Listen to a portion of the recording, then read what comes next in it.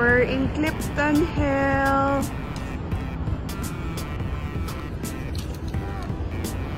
No more lights?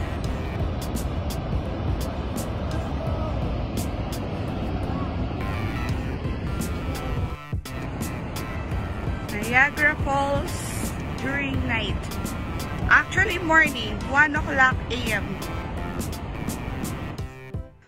Actually guys, 1:30 a.m. na nga ata yan nung narating namin yung Niagara Falls. And na-amaze talaga kami kasi ang layo ng nilakbay namin for 2 hours. Tas mesmerizing talaga yung ganda ng rainbow colors na nagpa-flash doon sa Niagara Falls.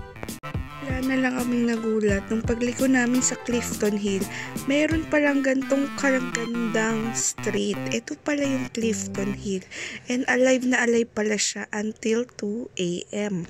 So from dark na nilakad namin na lugar, naliko kami dito at ang ganda-ganda, buhay na buhay, may mga amusement parks, may mga game centers, lahat-lahat na. And dyan kami kumain sa Wendy's kasi dyan kami inabutan na ng matinding gutom. And dala-dala pa rin namin ang lahat ng luggages namin. Nag-picture-picture kami hanggang closing kasi hindi namin alam yung papunta sa hotel namin.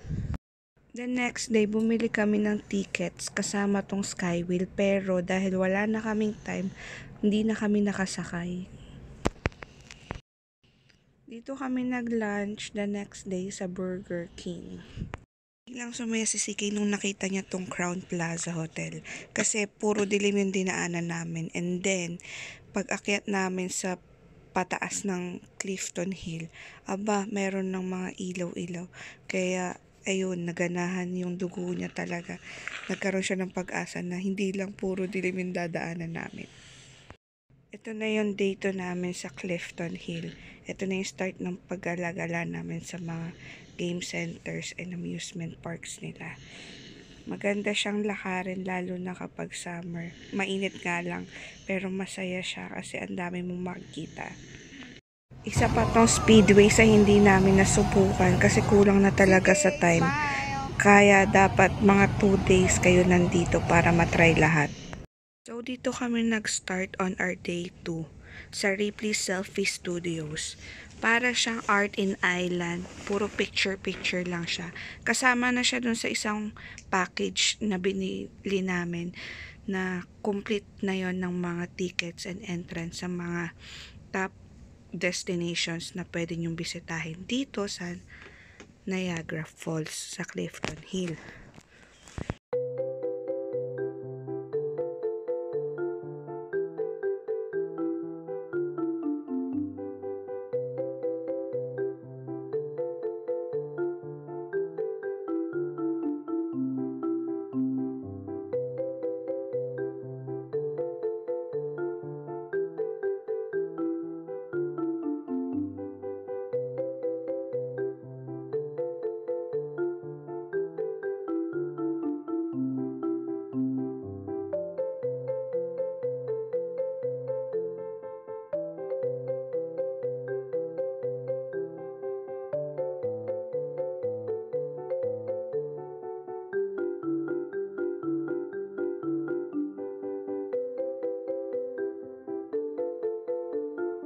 Tuwang-tuwa dito si CK sa lemonade stand kasi pangarap niya talaga magkaroon ng lemonade stand daw.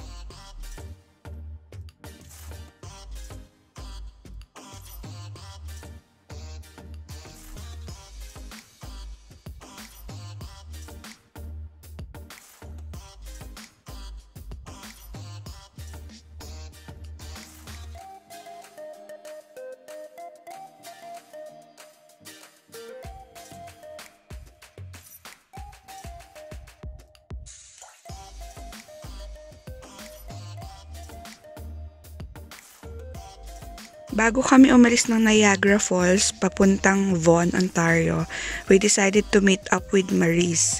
Siya yung office mate and ka-teammate ko dati sa Manulife Philippines na nakatira din that time sa Niagara Falls. Kaya we decided to have a dinner together with her hubby bago kami magbiyahe and sila yung nagatid sa amin sa bus stop. Meron nga palang fireworks every 10 o'clock PM daily dito sa mismong Niagara Falls. Kaya wag niyong i-miss yun mga guys.